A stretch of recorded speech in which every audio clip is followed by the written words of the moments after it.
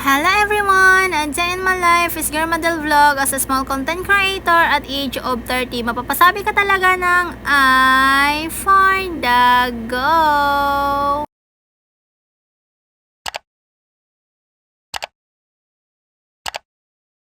For today's video nga po ay pupunta nga po pala kami doon sa bayan para naman sa ganun ay makatingin nga po kami ng bigas ng aming bibilhin dahil nga po ay paubos na nga po yung bigas na stocks po namin. Kahit masama po yung panahon ay talagang gogora po talaga ako doon sa bayan. Ang importante nga po ay makabili nga po kami ng bigas namin ng aming maisasaing ay hindi naman po ako papayag na wala po kaming maisasaing. Bali kakatapos pa lamang po ng ulan sa mga oras na to kaya nagpasama na nga po muna ako doon sa panganay ko. Itong panganay ko naman ay kakarating lang po galing sa school nila. Sa mga part na to ay medyo umambon-ambon na nga ay bahala na po talaga si Batman kung mauulanan po talaga ako pag nandun na ako sa bayan. Sa tuwing pumupunta nga po pala ako ng bayan ay lagi ko nga pong ginagamit itong motor po namin. Sobrang nakakatipid po talaga ako kapag nagmumotor nga po ako. Kesa mag-commute pa nga po ako ay bigas lang naman po ang aking bibilhin. Yung ipagpamamasahe ko na nga lang po sa tricycle ay gagasolina ko na nga lang po sa aming motor. Ganun naman po kapag nag-grocery po ako ay talagang nagmumotor na nga lang po ako. Simula na po nung nagkalisensya nga po ako ay hindi na nga po ako nagkukommute. Depende na lang po kung saan po ang aking lakad. Bali dito na nga po pala ako bibili ng bigas. Sa katabi nga po ito ng pinagbabayaran ko ng kuryente. Medyo bumaba na nga po pala ang presyo ng mga bigas ngayon. Dati-dati nga po ay hindi ka po makakabili ng worth of 40 pesos, 38 pesos. Pero ngayon sobrang baba na nga po at sobrang ganda nga po ng mga bigas na paninda nila dito. Dati nga po ay sobrang taas po talaga ang mga bilihin ng mga bigas. Nasa 55 pesos po ang isang kilo. Minsan nga umaabot pa nga po ng mga 60 per kilo ang mga bigas noon. Pero may mga buwan po talaga na bumababa at tumataas ang mga bilihin ng mga bigas. Dito na po talaga kami bumibili ng mga bigas namin sa tuwing ako po ay nauubusan. Dito lang naman po sa Just Bigas. Bali, bumili lang naman po ako ng 25 kilos dahil nga po hindi ko po talaga may sasakay sa motor kapag 50 kilos na nga po ang aking binili. Dahil umambon-ambon na nga po to sa mga oras na to kaya sabi ko nga po kay kuya ay pakiplastic na nga lang po yung bigas na binili po namin. Para naman sa ganon kahit umulan nga po or mabasa nga po kami dyan sa daan ay hindi nga po yan mababasa. Kaya sabi naman ni kuya ay no worries daw kasi sayang naman po talaga yung bigas kapag nabasa nga po yan lahat. Pauwi na nga po kami sa mga part na to, nadaanan nga po namin itong magagandang talong at mga kamatis kaya pinagpili ko na nga po yung anak ko ng kamatis. Medyo tumaas na nga rin po pala ng mga presyo ng kamatis at talong ngayon. Ang presyo nga po pala ng kamatis ngayon ay 35 pesos to 40 pesos. Samantalang nung kabuanan nga po ng kamatis ay nasa 15 pesos nga po ang per kilo. Namili nga rin po pala ako ng talong dito pero nung kinilo na nga po ni ate ay grabe. Yung 3 piraso nga po ay nasa worth of 60 pesos kaya na sabi ko nga po kay ate hindi ko na nga po pala bibilhin yun kasi nagulat po talaga ako sa presyo. Nakabili na nga po pala itong anak ko ng sitaw dahil itong mga gulay nga po na binili niya ay dadalhin nga po niya doon sa school nila. Magluluto nga daw po sila ng pinakbet doon sa school nila dahil nga po ay nutrition month nila. Bali itong video na nga po ay lit ko na nga pong itong i-edit dahil nga po sobrang dami ko nga pong gawain dito sa bahay ay ngayon lang po ako nagka-time na mag-edit ng mga video. Fast forward na nga po ay nandito na nga po pala kami sa aming tahanan at buti na lang may awa po ang Diyos at hindi po umulan. At syempre salamat sa Panginoon dahil nakarating po kami ng maayos ng aking anak. Ganito talaga kahirap kapag wala ka pong asawa or hindi mo nga po kasama ang iyong asawa dahil nga po lahat nga po ay gagawin mo. O diba, dabis nanay, dabis tatay ka na nga ay for the